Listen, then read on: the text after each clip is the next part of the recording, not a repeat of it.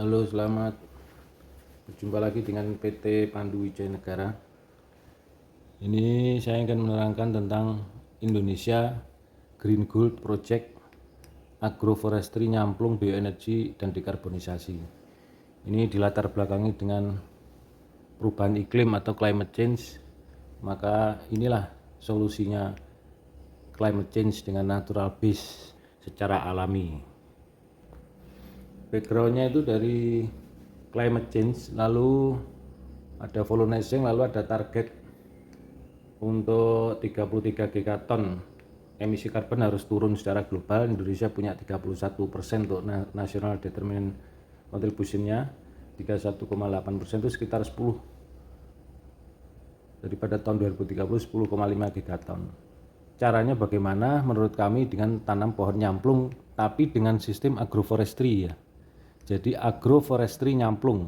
Untuk menurunkan ini Indonesia kan pakai natural base. Natural base itu dengan cara alami dengan menanam pohon. Karena negara kita, Indonesia, memiliki potensi yang luar biasa dalam nature based solution dan menjadi satu-satunya negara yang sekitar 60% pemenuhan pengurangan emisi karbonnya berasal dari sektor alam.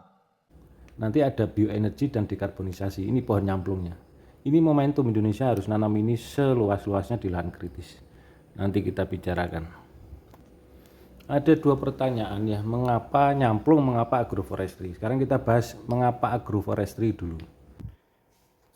Lah, mengapa agroforestry? Mengapa agroforestry itu karena agroforestry itu ada tanaman hutannya, ada tanaman pertanian, ada peternakan. Jadi tanaman hutannya ini bisa dikarbonisasi menyerap karbon, dan bioenergi kita milih tanaman yang menghasilkan bioenergi untuk menggantikan energi fosil. Jadi ini bahan baku biosolar nanti ya. Ini menghasilkan energi. Jadi tanaman hutan plus energi ditanam di hutan. Hutan apa? Kita membuat hutan sendiri namanya agroforestry. Nah, itu ada tanaman pertanian juga untuk pangan misalnya jagung dan lain sebagainya. Peternakan juga ayam, lebah, madu dan lain sebagainya. Ini ya, jadi mesin-mesin pertaniannya atau mobilisasi dari perdagangan ayam ini bisa menggunakan biofosil atau biosolar sehingga menurunkan produksi emisi karbon. Sedangkan tanaman hutannya menyerap karbon, emisi karbon, menghasilkan minyak yang tidak memproduksi emisi karbon. Demikian juga untuk pabrik-pabrik bisa dipakai. PLN juga bisa pakai ini, nanti batu bara diganti ini. Sedangkan mengapa kita menggunakan pohon nyamplung? Karena pohon nyamplung ini ada tiga yang penting, yaitu satu menyerap karbon, kedua memproduksi bioenergi, yang ketiga memproduksi minyak. Itu bisa jadi biofarmaka atau obat-obatan. Jadi kalau bioenergi ini nanti sama serapan karbon, dua-duanya kita bisa ikutkan karbon trading, karena yang serapan karbon itu kan menyerap berapa karbon emisi bisa dihitung. Lah, bioenergi ini bisa menurunkan produksi karbon emisi, bisa dihitung juga. Jadi ini sudah terstandarisasi di Amerika sama Uni Eropa. Nah, sistem agroforestry ini juga bermanfaat bagi masyarakat. Jadi selain karbon trading tadi, jadi ada pembibitan untuk pohonnya itu kita bibit, yang masyarakat mendapat hasil dari pembibitan itu. Bisa jual bibit atau bisa kita membantu kita untuk pembibitan, bantu PT Pandu pembibitan, kita berikan jasa nanti. Ini sudah kita lakukan juga. Ini jelas menguntungkan sekali. Lalu penjualan buah nanti misalnya masyarakat menanam atau kelompok masyarakat BUMDes menanam, nanti bibitnya beli dari PT Pandu Wijaya Negara, nanti setelah besar kan menghasilkan buahnya kita yang beli. Lalu menghasilkan minyak, ini jelas produksi bahan pakan ternak, itu jelas bisa. Ampasnya itu minyak nyamplung tuh, ampasnya persen biji itu bisa untuk bahan bakar, campuran bahan ternak. Lalu untuk agroforestry ini untuk lingkungan lebah madu, peternakan, lalu peternakan ayam kambing sebagainya bisa nih, tumpang sari rempah-rempah, kapulaga dan lain sebagainya, jagung bisa. Jadi ini melalui pemberdayaan masyarakat lokal, ini sebagai profit center baru dari masyarakat. Nah, agroforestry sendiri bisa dua ya. Saya ambil kesimpulan di sini ada bercabang. Dua, satunya kita yang sudah lakukan ini pembibitan. tanpa pembibitan, tanpa penanaman nyamplung kita nggak akan bisa trading karbon, karena apa yang mau ditradingkan ya nggak. Jadi serapan karbonnya. Jadi kita harus menanam, maka itu kita melakukan pembibitan. PT Pandu sudah melakukan pembibitan bersama masyarakat ini. Jadi mereka dapat penghasilan dari menyemai ini. Orang akan melihat, oke, ternyata yang dijual atau yang dipasarkan di carbon market Indonesia itu adalah benar-benar karbon yang kredibel, datang dari sumber-sumber yang benar-benar green, datang dari sumber-sumber yang benar-benar green, dapat dipercaya, dan kemudian prosesnya dilaksanakan dengan baik. Ya. Lalu kita sudah daftarkan di Sistem Registrasi Nasional KLHK dan telah terdaftar di Bursa Karbon Indonesia. Jadi pengguna jasa karbon kita sudah dapat legalitas di Bursa Karbon. Credibility internasionalnya akan datang kalau kita melaksanakan tata kelola dengan baik. Jadi yang namanya monitoring, reporting, dan verification system adalah credibility kita kepada dunia internasional. Lalu marketnya bibit itu apa? Bibit itu marketnya lahan reforestasi, itu hutan yang terbakar sama penebangan liar itu bisa ditanami lagi. Lalu lahan reklamasi eks tambang sekitar 20.000 hektar itu se-Indonesia. Lalu lahan konservasi itu lahan kritis itu 14 juta hektar belum tertanami. Butuh berapa miliar bibit ini? Lahan konservasi melalui gambut sekitar 10 juta hektar. Ini kalau bersama masyarakat bibit ini masyarakat dapat duit semua nih se-Indonesia. Jelas. Lalu yang kedua, nanti kelompok kedua ini yang IDX Carbon nanti kita terangkan ya. Ya ini kedua-duanya ini total semuanya agroforestry kita. Yang di lahan 2.500 proyek kita kan di Gunung Kidul ya. 2.500 hektar itu nilai ekonominya 1.800 triliun. Dari mana angka ini? Nah, kita lihat nanti angka ini. Ini hitungannya validasinya ya. Jadi diskusi proyeknya itu Indonesia Green Good Project Agroforestry Nyamplung Bioenergi dan Dekarbonisasi di Gunung Kidul dengan lahan 2.500 hektar. Itu per tahunnya bisa menyerap karbon menurut Daud et al. Ini ya, menurut Daud et al. Itu sekitar 625 juta ton per 2.500 hektar per tahun ya. Jadi jika setahun itu kira-kira dikalikan 30 US dollar, kalau 1 tonnya harganya 30 US dollar, itu kira-kira 18 miliar US dollar, 18,75 per year.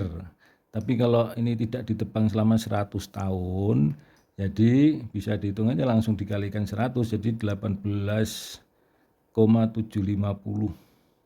Ini kali 100 kan jadi 1,8 triliun US dollar per 100 tahun.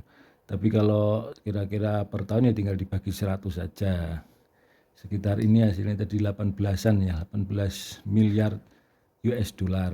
Tinggal dikurus rupiah dikalikan berapa nanti. Ini pendapatan bisa masuk ke negara devisa sekian. Itu nilai validasi sementara ini jika ditanam di 2.500 hektar. Di catatan saya ada kurang lebih 1 gigaton CO2 potensi kredit karbon yang bisa ditangkap. Dan jika dikalkulasi potensi bursa karbon kita bisa mencapai potensinya 3 triliun rupiah, bahkan bisa lebih. 3.000 triliun rupiah, bahkan bisa lebih. Jadi keunggulan agroforestry ini dari pembibitan saja sudah bisa menghasilkan nilai ekonomi kemanfaatan bagi masyarakat. Lalu marketnya sangat besar, yang tadi lahan reforestasi, terus eks tambang itu 20.000 hektar, terus ini yang besar ini lahan kritis sama lahan gambut sekitar 10 juta hektar. Nah ini bisa bibitnya nanti masyarakat yang menyediakan gitu. Jadi ditanamnya di sini. Jadi nyamplung unggul bibit benih tersertifikasi. Bibitnya ditanam nanti masuk ke lahan kritis itu. Nah ini trading karbon ini. Bagaimana atau trading karbon itu? Trading karbon itu serapan karbonnya semuanya dinilai. Jadi layak lingkungan tidak pohonnya. Tidak ditebang dalam waktu lama, itu kan punya nilai daya dukung lingkungan. Terus bermanfaat bagi masyarakat tidak, jadi profit center baru bagi masyarakat. Jadi lingkungan tidak ditebang ini yang bagus. Jadi serapan karbonnya terus menerus. Lalu sustainable dibilang ekonomi, jelas jadi ekonomi karena pembibitan sudah menghasilkan profit center buat masyarakat ini. Lalu pertanian dan peternakan tuh, pertanian jadi nyuburkan lahan. Karena nanti kita lihat ya. Jadi ternak ayam, kambing juga bisa di situ. Nah, pemerintah itu punya program kampung iklim. Pohon nyamplung ini kalau ditanam di situ dia masuk kriteria pemerintah ini. Energi baru terbarukan, ada biosolarnya. Lalu biosolar digunakan untuk mesin-mesin pertanian membantu budidaya pertanian yang ramah lingkungan. Lalu reklamasi lahan, reforestasi dengan tutupan vegetasinya ada ditanam di lahan-lahan kritis non produktif di misalnya Gunung Kidul itu ya. Lahan gundul itu bisa. Jadi daya dukung lingkungan nyamplung itu menghasilkan EBT ini, energi baru terbarukan. Non fosil, bisa ganti energi fosil nanti. Konservasi, reklamasi, peningkatan vegetasi dan mempertahankan tutupan vegetasi. Ini sangat mendukung program sinergi dengan Proklim ini. Ini dari kementerian kemarin presentasi Mas Iwan di Gunung Kidul ini. Kesimpulannya ya daya dukung lingkungannya ini sama yang tadi ya. Nah, nilai ekonomi karbonnya sangat tinggi menurut sumber Republika ya. Dari ini itu potensi dengan karbon di Indonesia itu 565 miliar dolar Amerika ya. Adanya hutan tropis terbesar ketiga di dunia seluas 125 juta hektar kira-kira mampu menyerap 25 miliar ton karbon dari OJK ini. Lah, nilai ekonomi pohon nyamplung itu besar, serapan karbonnya besar ya, daunnya bisa sebagai obat, ini macam-macam. Ini contoh pohon nyamplung ini yang ditanam banyak ini. Ini contohnya yang satu pohon. Nah ini nilai ekonomi minyak nyamplung bisa jadi biojet, gasolin, green diesel, green chemical, feedstock, bioplastik, macam banyak ini sudah diteliti oleh Pak Iqbal dari IPB ini. Dan untuk BRIN-nya potensi tanam hutan untuk produksi BBN, bahan bakar nabati, minyak nyamplung itu rendemennya paling atas dibanding Malapari, Sagautan, Kepok, Kesambi, dan Kelor. Dan produktivitas buahnya ton per hektar per tahun itu juga paling tinggi. Ini nyamplung. Untuk standar spiritual minyak nyamplung ini sudah terstandardisasi SNI, USA, dan UE, ada di jurnalnya ini. Nah, kita harus buat ekosistem pasar di sini. Termasuk ini ya, perusahaan penghasil emisinya kita hubungi, BRIN yang meriset dan misalnya UGM institusi pendidikan yang meriset bahwa benar ini nyamplung nyerap sekian menghasilkan ini, biodieselnya bisa dipakai. Nah, ini kan riset sudah 12 tahun dilakukan oleh Prof Budi namanya ini. Lahan non produktif kritis ini dari masyarakat, kita dapat info dari kehutanan dan masyarakat kita tanami. Di Indonesia 14 juta hektar kritis, lahan kritis atau non produktif. Lalu untuk perbankan, nah ini kita bisa green financing dari perbankan nasional dan internasional. Kemarin kita sudah meeting dengan dari IFC, International Finance Corporation, sama kemarin dari Bursa Karbon. Mereka mau sebetulnya mendanai untuk mitigasi action perubahan iklim. Jadi bukan hanya serapan karbon saja, tapi actionnya diajeni lah bahasa Jawanya. Dan regulasinya melalui pemerintah. Itu.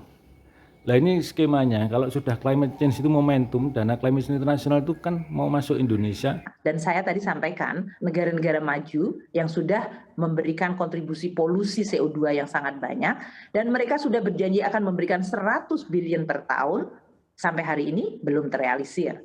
Jadi caranya bagaimana? Jadi program penanaman nyamplung ini segera dilakukan. Itu ada fungsi perubahan iklim, fungsi kemanusiaan juga ada. Jadi serap emisi karbon, produksi minyak fosil, fungsi lainnya ini. Ada fungsi farmasi, ada fungsi peternakan, ini dengan agroforestry, tapi jangan bukan agroforestry nyamplung, agroforestry nyamplung. Nah ini nanti kalau sudah ditanam, itu ada bukti telah menanam pohon nyamplung, itu otomatis dana internasional itu akan melihat sini. Benar-benar ditanam, benar-benar mengurangi emisi karbon lah, akan cairlah dana internasional sebagai devisa negara masuk untuk kesejahteraan bangsa. Ini namanya Hamayu Hayuning Bawono, saling membutuhkan, saling menguntungkan, saling membesarkan. Ya, progresnya apa? PT Pandu telah membuat proyek Indonesia Green Gold Project agroforestry nyamplung, bioenergi dan dekarbonisasi. Sudah bekerja sama dengan BRIN, Badan Riset Inovasi Nasional, untuk pengukuran reduksi karbon pohon nyamplung dan pemanfaatan lainnya. telah mendaftar di SRN KLHK dan sudah dapat nomor pendaftaran ya, dan nomornya, telah mendaftar sebagai pengguna jasa karbon dan sudah bisa menjual di bursa karbon. Kebun semai benih nyamplung tersertifikasi sudah punya. Lalu produksi minyak nyamplung juga sudah, ini sudah jualan malah. Demikian progres dari kami PT Pandu. Monggo silakan yang ingin kerjasama, monggo silakan nanti hubungi Pak Direktur Utama Pak Edi Suprianto ya. Nah, kesimpulan kami, agroforestry nyamplung ini, agroforestry nyamplung ya, merupakan solusi perubahan iklim secara natural alam dengan cara dekarbonasi dan menghasilkan bioenergi. Lalu agroforestry nyamplung itu layak lingkungan, bermanfaat bagi masyarakat dan sustainable di bidang lingkungan, kemanusiaan, ekonomi, sosial dan lain-lain. Ini karena layak lingkungan ini tidak ditebang, jadi memperkuat kekayaan ragam hayati di hutan-hutan atau sekitarnya. Oke, demikian, terima kasih.